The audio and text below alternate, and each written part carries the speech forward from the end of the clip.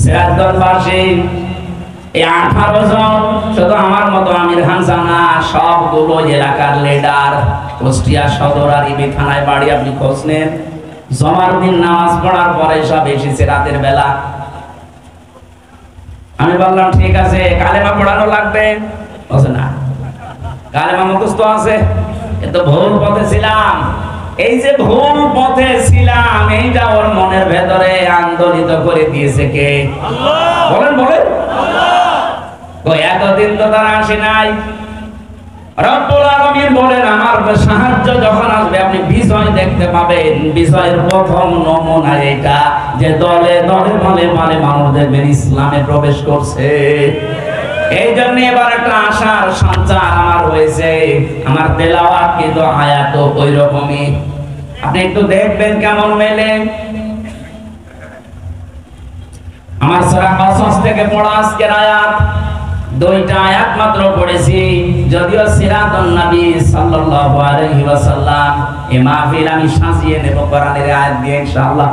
কারণ কোরআন দিয়ে কথা যারা বলে, নবীজি বলেন তারা সত্য কথা বলে। বলেন সুবহানাল্লাহ। মান ক্বালা বিহি সাদাকা, যারা কথা বলে কোরআন দিয়ে তারা সত্য কথা বলে। এই গ্যারান্টি দিচ্ছেন কে? আল্লাহ না, আল্লাহ, নবীজি।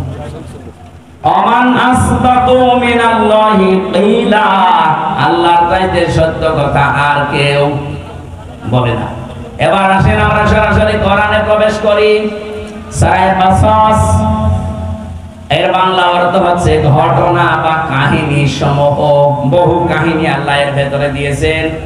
একটা কাহিনী আমাদের এই দেশের সাথে এখন পুরোপুরি মিলে যাচ্ছে, এই জন্য এটা তেলাওয়াত করলাম। তাসিম মিম হরফে মুকাত্তাআত। যদিও কিছু কিছু মুফাসসিরিনে কেরাম এর বাংলা একটা অর্থ বের করেছে, কিন্তু আমরা ওটা বিশ্বাস করি না। আল্লাহর ঘোষণা, আল্লাহু আ'লামু বিমুরাদিহি, এর আসল অর্থ আল্লাহ জানে, এজন্য ছেড়ে দিলাম, জান, আর দরকার নেই। যদি এটা নিয়ে বেশি নাড়াচাড়া করতে চান, শেষে ঈমান হারা হয়ে যাব।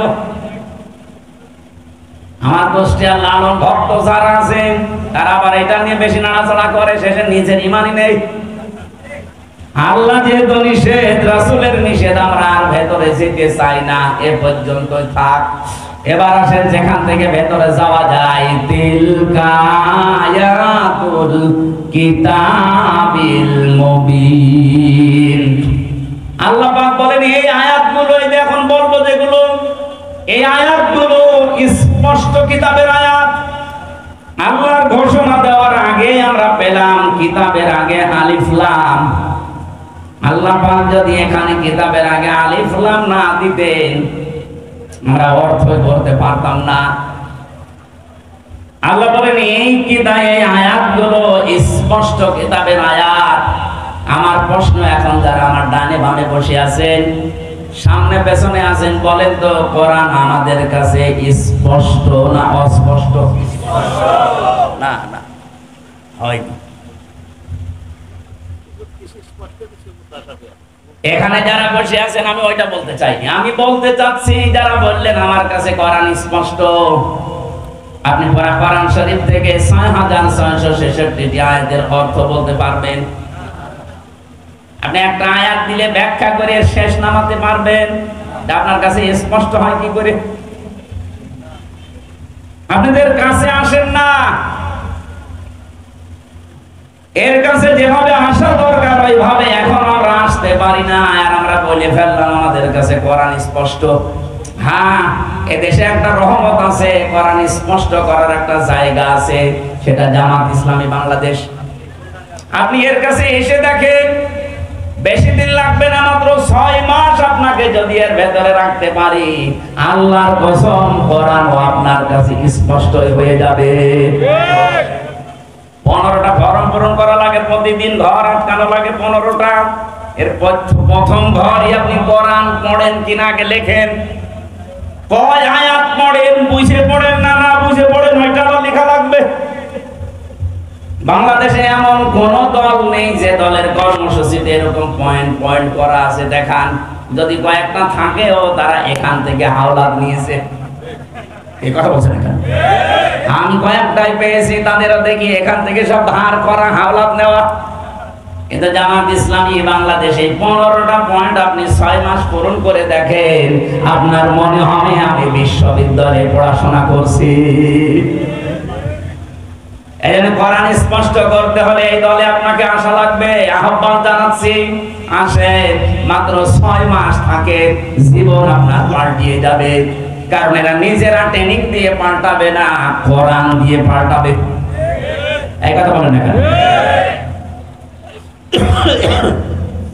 আল্লাহ পাকের পরে দিয়েছেন আল মুবিন কিতাব, শুধু না, এটা কিন্তু স্পষ্ট কিতাব। আল্লাহর যে প্রশংসা আমরা আদায় করি যতগুলো কারণে, তার 1 নাম্বার কারণ এটা, আলহামদুলিল্লাহিল্লাযী আনজালা আলা আবদিহিল কিতাবা ওয়া লাম ইয়াজআল লাহু ইওয়াজা। রব্বুল আলামিন বলেন, প্রশংসা আমার। যতগুলো কারণে প্রশংসা তোমরা করবা, তার 1 নাম্বার কারণে, কারণ আমি আমার বান্দার প্রতি এমন একটা কিতাব দিয়েছি যে কিতাবের ভেতরে কোনো গোপন কথা নেই, কোনো অস্পষ্ট কথা নেই, কোনো বাঁকা কথা নেই, যা আছে সব স্পষ্ট কথা। ও সিরাজগঞ্জবাসী, আল্লাহ বলছেন আমার কোরআনে কোনো বাঁকা কথা নেই, গোপন কথা নেই। এই জন্যই তো আমরা দেখি এই পৃথিবীতে যারা কোরআনের কাছে আসে আর কোরআন যারা বুঝতে চেষ্টা করে, তাদেরকে মাথায় বাড়ি দিয়েও আপনি আর গোপন রাখতে পারেন না। ওরা কোরআনের কাছে আসলে যেন ওপেন হতে চায়। এই কথা বলবেন না? হযরত ওমর কোরআনের কাছে এসেছিলেন, বুঝেছিলেন, আর গোপন থাকেননি, ওপেন হয়ে গেছেন। আপনি যার দিকে তাকাবেন তাকান, যারা কোরআন পড়েছে বুঝেছে, ওরা আর কেউ গোপনে ছিল না, সব ওপেন হয়ে গেছে। দুঃখজনক হলো সত্য, বাংলাদেশে আমরা অনেক আলেম পর্যন্ত এখনো আছি, বলো হুজুর আমি গোপনে আছি। আপনি আর কতদিন গোপনে থাকবেন বলেন? এত ওপেন হওয়ার পরও আপনার এখনো সময় হয়নি। আপনি এখনো যদি বলেন আমি গোপনে আছি, কেন বলেন আমি জানি। সেদিন আমাকে ঢাকা থেকে একজন বলছিল, হুজুর যেভাবে কথা বলা আরম্ভ করেছেন, আমারও মনে চাই আমি স্পষ্টভাবে প্রকাশ্যে কোরআনের পক্ষে কাজ করি। মনের ভেতরে একটা ভয়, যদি এবার ইসলাম না আসে তাহলে আমার ইমামতি থাকবে তো। আরে শয়তান, ইমামতি নিয়ে আসে। আর আপনার কাছে কেন এমন মনে হয় এখনো যে ইসলাম এবার আসবে না? বলেন, কোন ছেলে যদি মাইক হাতে নিয়ে এলাকার মানুষকে বলে যে আমার বাবার জমি আমি পাই কি না পাই, আমার সন্দেহ লাগে, ওটা কি বৈধ সন্তান না অবৈধ? আরো জোরে বলেন। লোকজন বলবে না যে তোর বাবার সম্পত্তি তুই পাবি না, মানে এলাকার লোক পাবে। 92% মুসলমান এই দেশে, যে ঝড় উঠেছে, আরে শুধুমাত্র সিরাজগঞ্জের এই সদর থানা না, সারা বাংলাদেশের 630টা থানায় আমার কম বেশি এখন যাওয়া। আমি দেখছি সারা দেশে যেভাবে ঝড় উঠেছে, ইসলাম এবার সংসদে যাবে ইনশাআল্লাহ। হ্যাঁ, কিছু চাপাবাজ আছে, ওদের চাপাবাজ বন্ধ হয়ে যাবে। এখনো পর্যন্ত ওদের মুখ জোর কমে না। এখনো ওই সেই মানধাত আমাদের চিন্তায় আছে যে আমরা বড় দল জিকির করতে থাকে, বাকি সব সিয়ার ইসলাম নিয়ে যাক। আপনি জিকির করতে থাকেন, এখনো পর্যন্ত জোশ চাপিয়ে দেওয়ার অভ্যাস আপনার গেল না। কিছু হলে খালি চাপিয়ে দেন, কতদিন দেবেন? আর আমাদের এই এলাকায় একজন আছে, এই লোকটা কিছু হলে খালি ওই সে মানধাতা বলে চিন্তায় চলে যায়। এখনো যদি কেউ আমাদেরকে রাজাকার বলতে চান, আমার মনে হয় ওই লোকটার মুখ এই ফজল পাগলার মতো আগুন ধরিয়ে দেওয়া দরকার।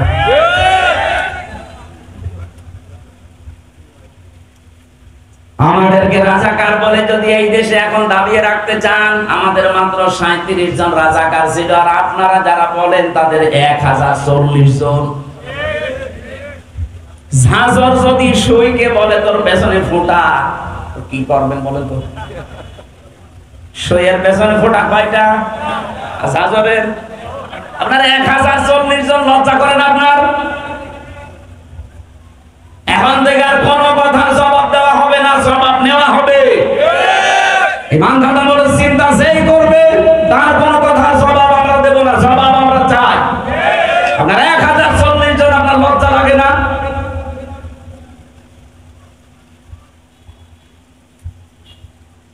সিরাজগঞ্জবাসী, হ্যাঁ আমি জানি অনেকের মন খারাপ হবে, সত্য কথা শুনলে সবার কাছে ভালো লাগে না। এটাই যে আলেমগুলো এখনো দোদুল্যমান অবস্থায় আছেন, আপনি কি কিতাব পড়ে আলেম হয়েছেন? কোরআন বলছে আয়াতুল কিতাবিল মুবিন, এটা স্পষ্ট কিতাবের আয়াত। যারা এর কাছে আসে পড়ে তারা স্পষ্ট হতে চায়, ওপেন হতে চায়। আর আপনি এখনো বলেন যদি পাস না করি আমার ইমামতি থাকবে। তো এই জন্য গোপনে আসি, থাকেন আপনি গোপনে। ইসলাম এবার আসবে, হয় আপনাকে নিয়ে না আপনাকে বাদ দিয়ে। কথা বলেন, ইসলাম এবার আসবে, হয় আপনাকে নিয়ে আসবে না আপনাকে বাদ দিয়ে আসবে। আপনাকে নিয়ে আসতে ভালো লাগবে। দিন ইসলাম, দিন ইসলাম, দিন ইসলাম, দিন ইসলাম। আপনাকে নিয়ে আসলে তো আপনার কপাল ভালো, যদি আপনাকে বাদ দিয়ে আসে কি হবে টের পাচ্ছেন? তখন এসে বলবেন আমার ইমামতি যেন না যায়। আপনার ইমামতি থাকবে তখন, কারণ আপনি তো মুনাফিক। কথা বলেন না কেন? মুনাফিকের পেছনে তখন নামাজ হবে। এই জন্য আহ্বান জানাচ্ছে, ওপেন হন। এখন আলেমদের, ইমামদের, খতিবদের উচিত এই যে মুহূর্ত চলছে, এখনো যদি আপনি সেই বলেন আমি আসি সেই 15 বছর আগে, আপনি আবার কবে? সেদিন ইমাম সম্মেলন ছিল আমার কুষ্টিয়ার পুরা জেলার আলেমরা এসেছিল, কয়েক হাজার। কয়েকজনকে আমি প্রশ্ন করেছি যারা এখনো ইসলামের পক্ষে ডাইরেক্ট আসতে পারছেন না, ইসলাম অবশ্যই এবার আসবে, কিন্তু আপনার কি হবে তখন? দেখলাম একবারে 1500 বলছে আসি এবার। আমরা চাই সারা বাংলাদেশের কোন আলেম যেন অন্তত এবার ইসলাম কায়েমের এই পথে পেছনে না থাকে। আলেমরা এবার সামনে থাকবে ইনশাআল্লাহ। কথা বলেন, আপনার দায়িত্ব আছে একটা, আপনি পালন করেন না।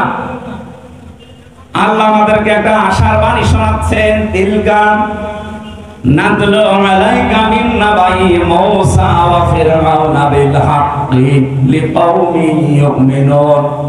এটা যে তেলাওয়াত হচ্ছে এটা কিন্তু আমির হামজার তেলাওয়াত না, নাতলু আল্লাহ বলেন আমি তেলাওয়াত করছি।